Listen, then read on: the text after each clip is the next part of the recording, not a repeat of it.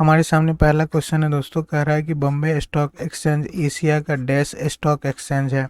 तो दोस्तों Bombay stock exchange जो है एशिया का पहला स्टॉक एक्सचेंज है। ऑप्शन ए इसका सही आंसर हो जाएगा। दोस्तों बॉम्बे स्टॉक एक्सचेंज जिसे हम लोग बीएसई के नाम से जानते हैं दोस्तों, इसकी स्थापना जो हुई थी वो 1875 ईस्वी में किया गया था। अगला क्वेश्चन है कि 14वीं शताब्दी के दौरान भारत में किसने सोने एवं चांदी के नियमित मुद्राओं के स्थान पर सस्ती धातुओं से निर्मित सांकेतिक मुद्रा का शुरू किया था? तो दोस्तों सांकेतिक मुद्रा को शुरू करने वाला पहला व्यक्ति मोहम्मद बिन तुगलक था। ऑप्शन बी इसका सही आंसर हो जाएगा।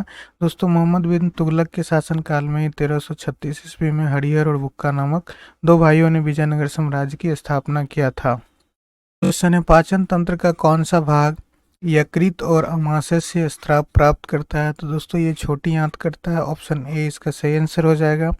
अगला क्वेश्चन है कि पौधे किस प्रक्रिया द्वारा हवा में पानी छोड़ते हैं? तो दोस्तों आपको पता होगा कि पौधे वाष्प उत्सर्जन की क्रिया करते हैं। तो ऑप्शन ए इसका सही आंसर हो जाएगा। प्रकाश संश्लेषण के द्वारा पौधे भोजन बनाते हैं और अनुवर्तन की जो क्रिया होती है दोस्तों वो प्रकाश की दिशा में पौधे के तने का वृद्धि या उसके सिरे का वृद्धि करना, ये अनुवर्तन कहलाता है। तो ये अनुवर्तन दो प्रकार के होते हैं दोस्तों, एक होता है प्रकाश अनुवर्तन और दूसरा होता है गुरुत्वानुवर्तन।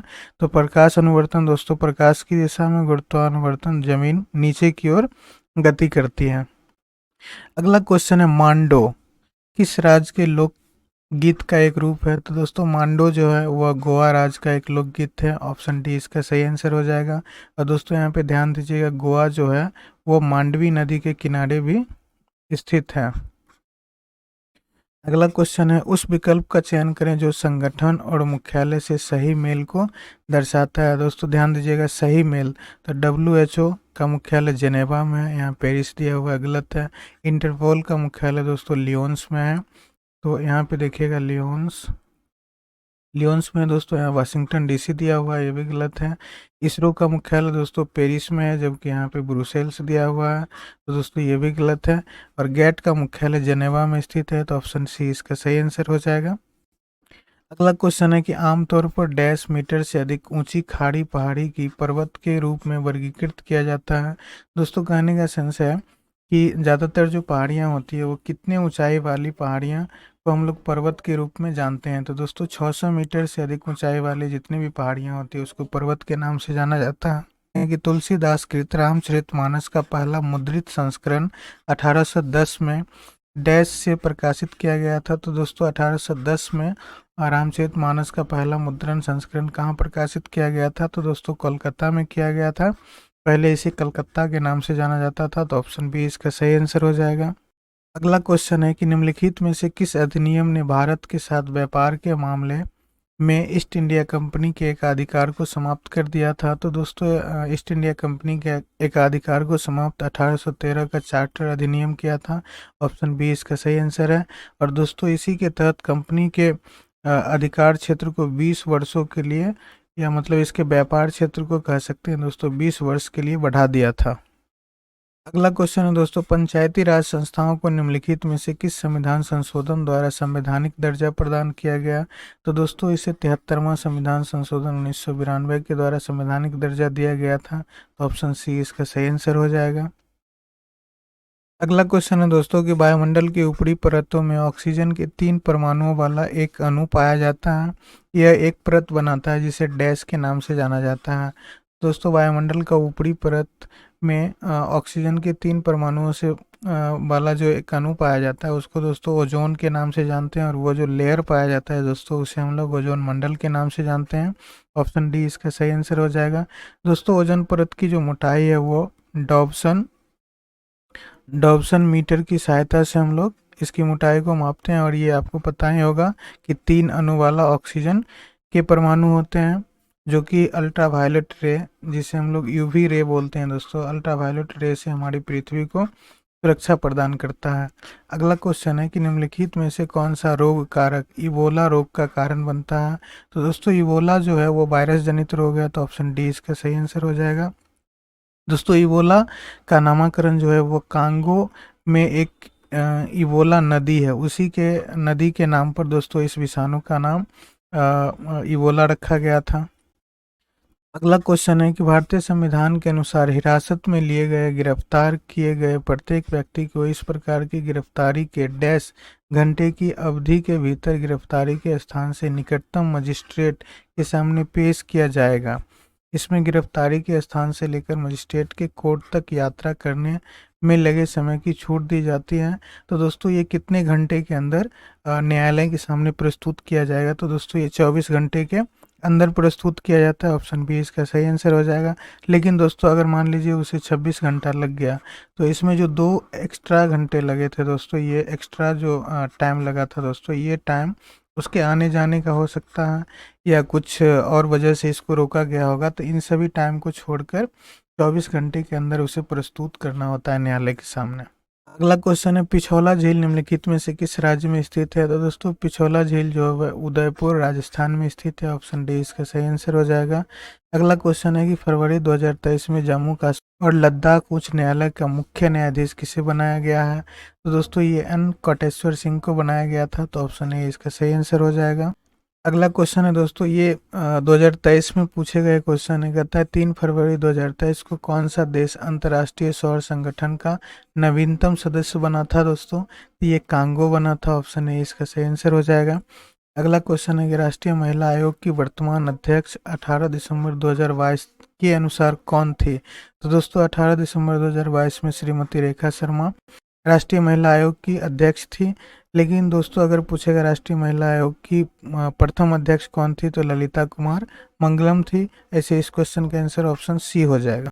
अगला क्वेश्चन है दोस्तों कि चींटी के काटने से शरीर में प्रवेश करने वाला फॉर्मिक एसिड के प्रभाव को बेअसर करने के लिए निम्नलिखित में से किसका उपयोग किया जाता है? तो दोस्तों चींटी के प्रभाव को बेअसर करने के लिए किसका प्रयोग किया जाता है? तो दोस्तों सोडियम बाइकार्बोनेट का प्रयोग किया जाता है। ऑप्शन सी इसका सही आंसर हो जाएगा। सोडियम बाइकार्बोनेट का सूत्र जो होता है दोस्तों NaHCO3 होता है।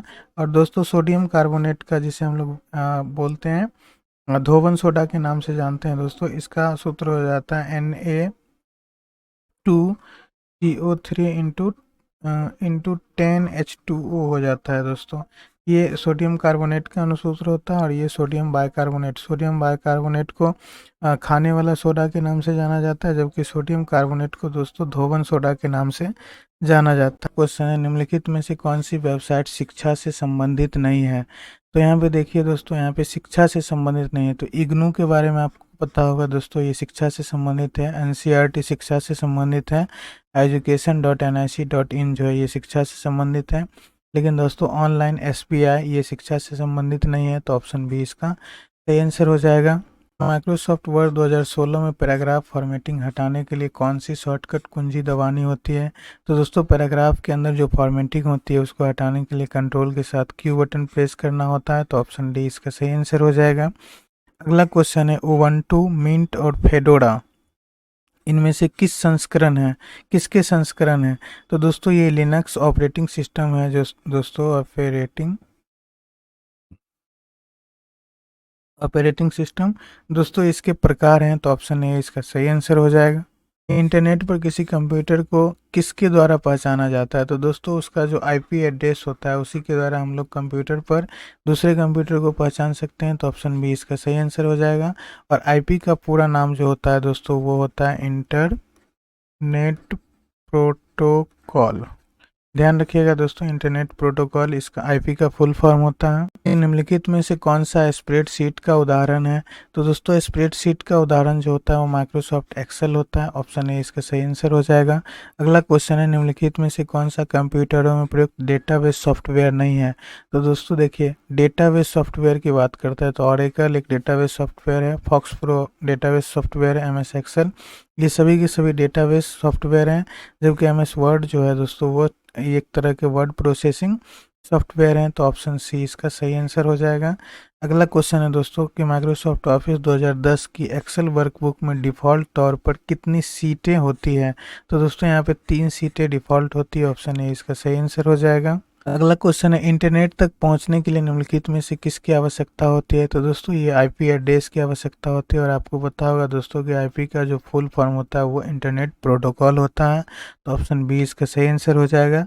अगला क्वेश्चन है वेबसाइट द्वारा बनाई गई एक छोटी टेक्स्ट फाइल जो उस स्टेशन के लिए अस्थायी रूप से उपयोगकर्ता के कंप्यूटर में संग्रहित होती है क्या कहलाती है? तो दोस्तों ये कुकीज़ के नाम से जाने जाते हैं। जब भी दोस्तों आप किसी नए साइट को खोलते हैं तो आप एक पॉपअप मैसेज आता है, उसी मैसेज को हम लोग दोस्तों बोलते हैं कुकीज़। तो ऑप्शन सी इसका सही आंसर हो जाएगा। अगला क्वेश्चन है दोस्तों कि एमएस एक्सेल में कौन सी फंक्शन की एडिट मोड पर जाने में मदद करती है? तो दोस्तों F2 बटन जो होता है वो एडिट कर देता है किसी भी सेल को। तो ऑप्शन बी इसका सही आंसर हो जाएगा।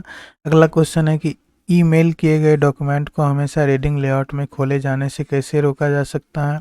तो दोस्तों इसके सारे ऑप्शन बहुत बड़े बड़े हैं। हम डायरेक्ट आंसर की बात करते हैं तो हमें टूल मेनू में जाना होगा, वहाँ से ऑप्शन, उसके बाद जनरल टैब, फिर यहाँ पे दोस्तों यहाँ पे दिया हुआ है early starting in reading layout को अनचेक कर देंगे तो हमेशा ये खोले जाने पर कैसा दिखेगा दोस्तों? तो ये रीडिंग लेआउट में दिखेगा। तो ऑप्शन ए इसका सही आंसर हो जाएगा। अगला क्वेश्चन है दोस्तों बॉड। बॉड क्या है? तो दोस्तों ये डाटा मापने की एक इकाई है। अगला क्वेश्चन है मल्टीमीडिया वेब पेज पर वेबसाइट और वेब आधारित एप्लीकेशन विकसित करने के लिए सबसे लोकप्रिय लैंग्वेज कौन सी है? तो दोस्तों ये जावा लैंग्वेज है। ऑप्शन बी इसका सही आंसर हो जाएगा। अगला क्वेश्चन है दोस्तों लॉजिकल प्रोग्रामिंग भाषा को जाना जाता है दोस्तों, इसको हम लोग गैर प्रक्रियात्मक के नाम से जानते हैं। ऑप्शन ए इसका सही आंसर हो जाएगा। अगला क्वेश्चन है दोस्तों कि डैश उपयोगकर्ता को दूरस्थ ढंग से इंटरनेट के माध्यम से किसी अन्य कंप्यूटर और टर्मिनल के अभिगम की सुविधा प्रदान करता है? तो दोस्तों ये टेलनेट देता है और टेलनेट का पूरा नाम टेलीफोन नेटवर्क होता है। एचटीटीपी का पूरा नाम दोस्तों हाइपर टेक्स्ट ट्रांसफ़र प्रोटोकॉल होता है और एफटीपी का फुल नाम होता है दोस्तों फाइल ट्रांसफ़र प्रोटोकॉल। तो इसका सही आंसर जो हो जाएगा ऑप्शन ए हो जाएगा टेलनेट।